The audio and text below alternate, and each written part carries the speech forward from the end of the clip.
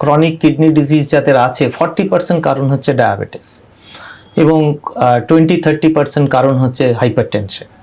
আর যাদের ডায়াবেটিস আছে তাদের ওভার ইয়ার্স কিছুদিন পরেই হাইপারটেনশন হয়।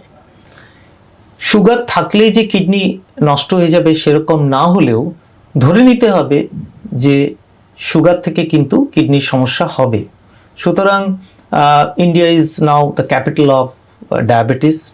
সারা পৃথিবীতে ওবেসিটি ডায়াবেটিস এত বেড়ে যাচ্ছে এবং ওবেসিটি থেকে হাইপারটেনশন হচ্ছে এবং ওবেসিটি থেকে আবার কিডনি ডিজিজও হচ্ছে।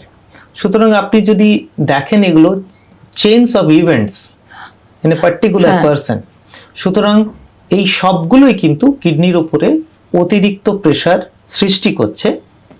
এর ওপরে যেটা হচ্ছে আমাদের লাইফস্টাইলে একটু ভালো খাওয়া দাওয়া, তাহলে গ্যাসের ওষুধ একটু দোকান থেকে খেয়ে নিই, একদম। তো গ্যাসের ওষুধ থেকে কিডনির সমস্যা হবে, আবার ওবেসিটি থেকে কিডনির সমস্যা হবে, পেন কিলার, অযথা অ্যান্টিবায়োটিক এখন কিন্তু অনেকেই খাচ্ছেন, সেখান থেকেও কিন্তু কিডনির সমস্যা হতে পারে। সম্পূর্ণ ভিডিওটি দেখতে ভিজিট করুন আমাদের ইউটিউব পেজ দ্য ওয়ার্ল্ড আরোগ্য।